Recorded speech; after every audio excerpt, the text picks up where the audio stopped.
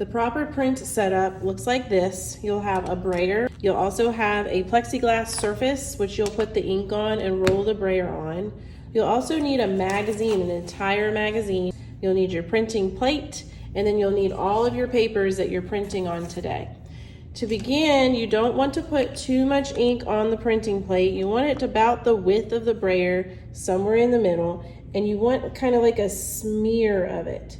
You don't want to put a big glob where it's like coming out like toothpaste, but push the ink tube to the plexiglass, and then you'll notice that it'll smear on and it'll be just the right amount. Too much ink will make your ink get in the crevices and cracks of your printing plate. We don't want that. So to get started, you're going to roll back, then pick up, roll back, then pick up, roll back, then pick up. And you're gonna keep doing this until you notice that all the ink is on all of the brayer. You can do it this way as well. Just pick up, and so you'll go in a faster motion to kind of get it going.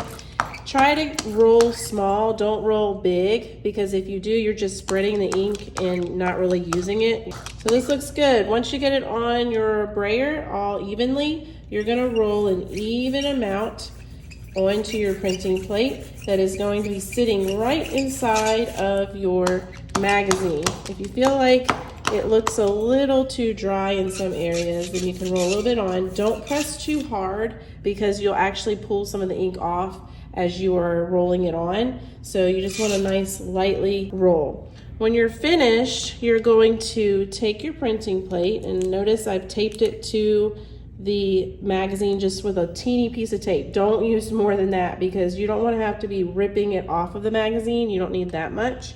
And then you're going to move to the table or placemat, whatever you want. And this time you're going to take one of your papers, you're going to decide where you want to print it, and then you're going to decide your composition. That means your placement of your prints. You're going to have about 3 prints per page, and you're going to end up keeping 2 of your 4 pages. And you'll see today why you are going to be printing on 4 pages, because it's nice practice and not all of them will turn out. So you're going to, in the end, choose 2 of your best ones, and those will be ones that we embellish and add more paint and things to it, and it can go really any direction. So you notice I have a color, I have a black, and I have a white. And the white tends to turn a little gray, and that's okay. It looks still pretty good. So I'm going to decide where I want my first print on this page, and it's really important to crop. Cropping means it looks like the image goes off the page a little bit and gets cut off. So once you get it on there, then you're going to flip it over to the back, not on the magazine, because notice that if I went in the magazine, see all this ink right here, and I put it right here, I'm going to get smudging all over my paper. And it's really important not to let your fingers or the table or any ink smears smudge your paper. Take care of it and clean that surface. So you're not going to just push. Pushing will just like literally put like circle areas of your fingerprints where the ink is pushed. It'll only work in those areas. You need to massage.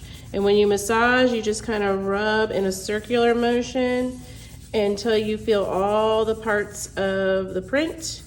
And wherever you don't massage, you'll know because it'll be a little fuzzy and white there. Then you just flip it over and peel. Oh, looks like that area is still a little fuzzy right there, notice? So I'm gonna flip it over and I'm gonna focus just on that area. There we go, that's better. And there's my first print. Now, the good news is if you still have another area that did not print, you did cut out your printing plate, and because you cut it out, it actually makes it pretty easy to line up and re-massage that area. And look, I'm already smudging here, so we have to be really careful. All right, once you get your first print, then you're going to print all your black on all your other areas. You need a black print on all your other papers. So I'm gonna do that. So if I want, I can stick this down right here. It looks not too bad.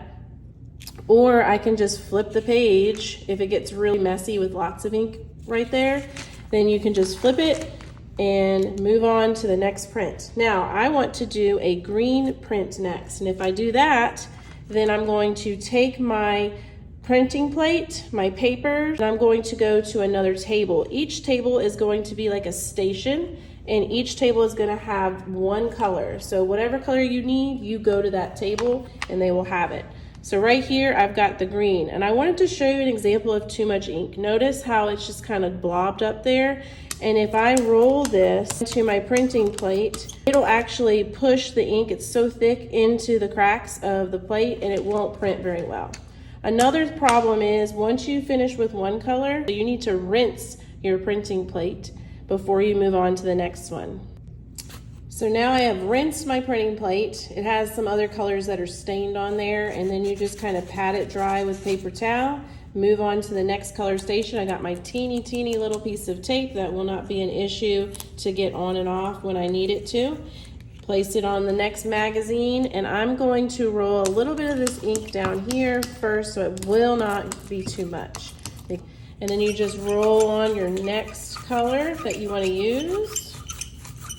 This looks pretty good. Your last roll before you print should just be one even roll. If you stop in the middle, sometimes it leaves a little dent.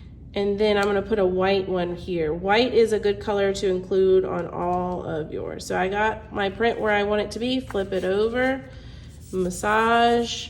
This time though, this print right here is a little wet, so you have to be careful not to smear or slide the paper. It dries pretty quickly, so it's not like tacky wet. It's just wet enough to smudge a little. So I'm just laying it flat and keeping it flat. I'm not letting the paper slide across the table.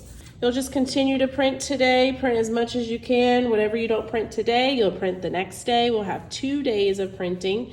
Everything you print today will go on the drying rack. You'll have a nice little tray to hold all your pieces. When you are all finished and you've placed everything on the drying rack, please make sure that you clean your area first before you clean your hands. There's nothing worse than coming back to a dirty table with clean hands.